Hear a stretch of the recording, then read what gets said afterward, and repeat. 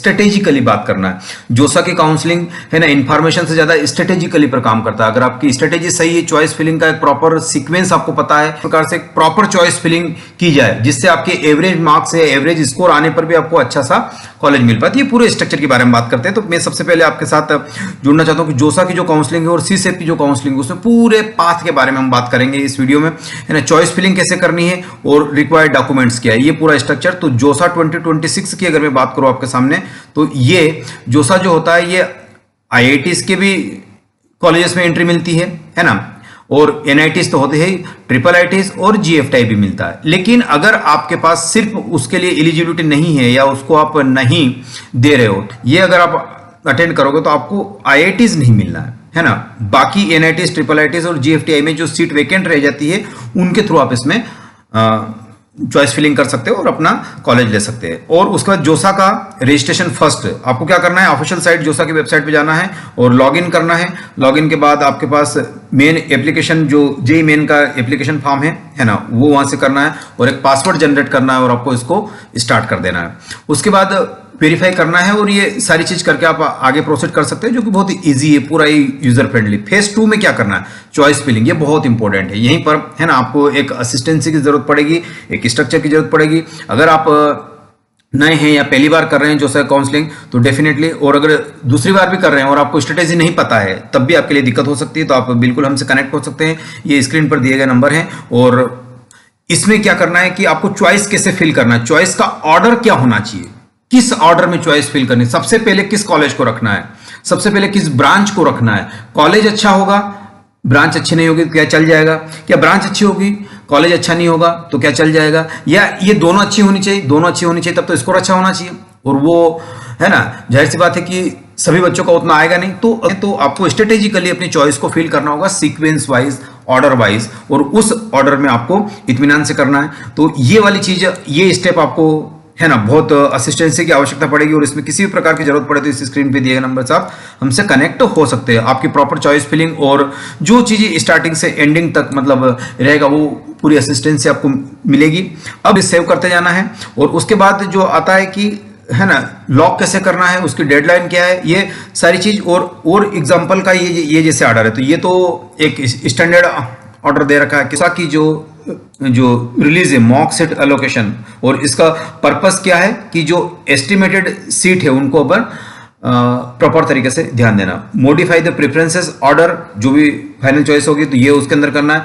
फिर आपके पास फेज 3 के बाद आता है फेज 4। फेज 4 में रिक्वायरमेंट डॉक्यूमेंट्स, एक तो जेईई मेन की रैंक चाहिए होगी, कैटेगरी सर्टिफिकेट होगा, होम स्टेट कौन सा है, फील्ड चॉइसेस कौन सी है, आफ्टर सीट अलॉटमेंट क्या करना है, और फिर कौन से ऑप्शन को चूज करना है, तो ये सब मिलेगी। और इसमें एक वर्ड मिलेगा आपको फ्रीज।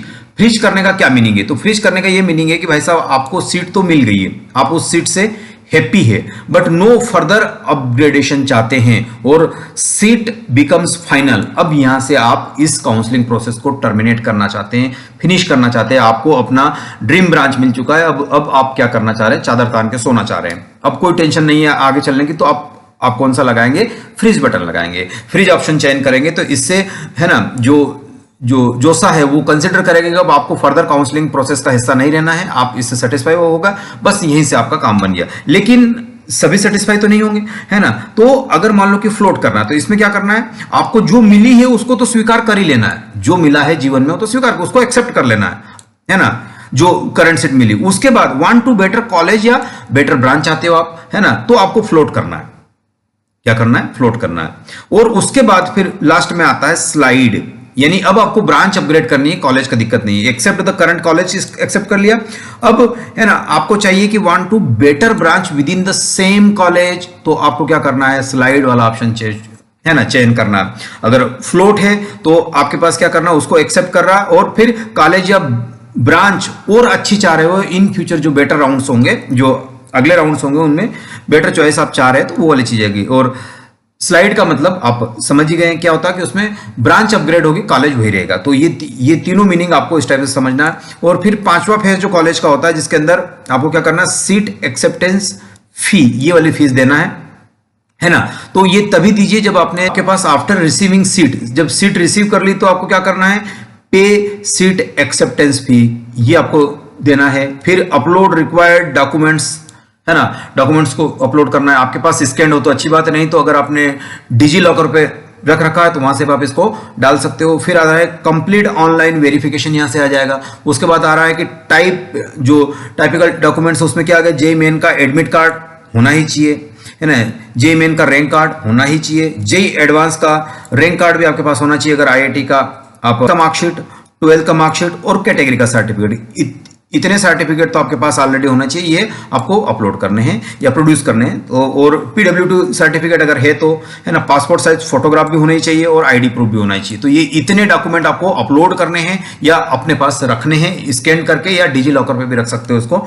और इसका जो फाइनल एडमिशंस होगा फेज 6 में, उसमें क्या करना है, फाइनल जोसा का जो राउंड होने वाला है उसमें download the provisional admission letter या अलॉटमेंट लेटर, जो भी बोलना चाहो, है ना, और जो पे करना है, पे द इंस्टीट्यूशन फीस, जो उस इंस्टीट्यूशन की फीस होती है वो पे करना है, और रिपोर्ट एट द जो इंस्टीट्यूट अलॉट हुआ है, फेस का मामला हुआ, ये तो जोसा का हुआ। लेकिन जोसा में अगर बात नहीं बनी, कुछ कमी रह गई, तो आपको फिर अदर ऑप्शन पे जाना है। और अदर ऑप्शन क्या है, सी से पे डेफिनेटली तो ना है। और ये किन के लिए होती है, ये वेकेंट सीट होती है किस में, जो एनआईटी में वेकेंट सीट हो गए, ट्रिपल आईटीज में हो गए, जीएफटीआई में हो गए, IIT seats not available in CSAB, ये गांठ बांध के याद रख लेना है। सिर्फ और सिर्फ क्या करेगा आपका पास, है ना, जो ट्रिपल आईटीज, जीएफटीआई और एनआईटीज की जो खाली सीट रह गई उनके लिए काम करेगा, है ना। तो ये ध्यान रखना है अपन को।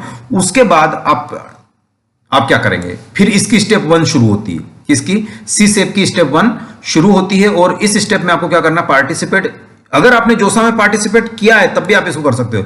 You must register separate for CSAB. CSAB के लिए वापस से रजिस्टर करना है, ऑफिशियल साइट पे जाना है, वो सी सेप के पोर्टल पे जाइए, वहां जाके इसको जस्ट रजिस्टर कर दीजिए। फिर क्या करना है, पे द सी सेप पार्टिसिपेशन फी, यहां पर भी आपको पे करना है, जो कि काउंसलिंग फी होती है ना। उसके बाद आप विदाउट पेमेंट, है ना, without payment you can not participate in CSAB allotment, ये भी आपको ध्यान में रखना है। और स्टेप 3 जो आ रही है, जिसमें फ्रेश चॉइस की फिलिंग करनी है आपको, है ना, जो जोसा में करी थी वो भूल जाओ, एक है ना, बीता कल हो गया। अब you get the completely new choice filling opportunity. क्या क्या कर सकते हो, है ना, रीऑर्डर कर सकते हो ओल्ड चॉइस को जो ऑलरेडी थी उसके अंदर, है ना, न्यू चॉइसेस को ऐड कर सकते हो, है ना, रिमूव कर सकते हो, और fill the maximum possible options जो आपको मिले होंगे उनको कर सकते हो। तो ये स्टेप 3 का काम है ना, ये स्टेप 3 का काम है। इसके बाद सी सेप की सीट अलोकेशन पे जाना है ना। ये वाला स्पेशल राउंड 1 होता है और स्पेशल राउंड 2 होता है। तो सीट अलोकेशन किस किस पे डिपेंड करता है, जेईई मेन की रैंक पे डिपेंड करता है, कैटेगरी पे डिपेंड करता है, और फील्ड प्रेफरेंसेस पे डिपेंड करता है। ये सब आपको ध्यान में रखना है। उसके बाद स्टेप 5 में जो सीट एक्सेप्टेंस होती है उसमें जाना है। अगर अलॉटेड हो गए हैं आप तो एडमिशन फी को पे करिए, है ना, अपलोड करिए डॉक्यूमेंट और कंप्लीट वेरिफिकेशन कराइए, है ना।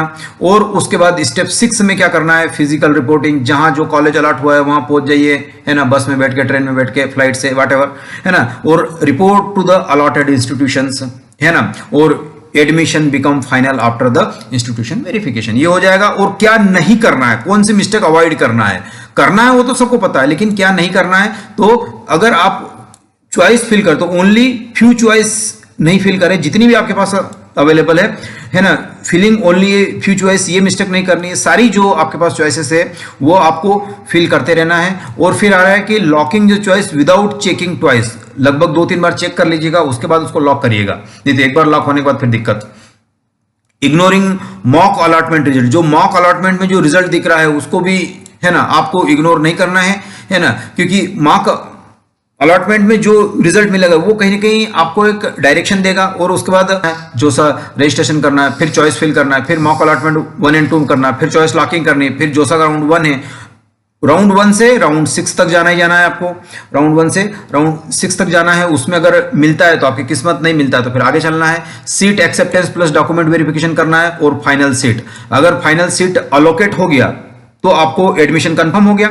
और अगर नहीं हुआ तो 1 2 बेटर सीट, तो फिर आपको क्या करना है, आगे के लिए कहां जाना है, सी सेप में जाना। ये एक टाइप का पूरा, है ना, हो गया। और सी सेप में जाने के बाद आपको फ्रेश चॉइस फिलिंग करनी है। और उसके बाद सी सेप का जो स्पेशल राउंड 1 होता है, फिर स्पेशल राउंड 2 होता है, और उसके बाद इंस्टीट्यूशन पर रिपोर्टिंग होती है, और उसके बाद फाइनल एडमिशन होता है। तो ये एक फ्लो चार्ट आपके माइंड में होना चाहिए।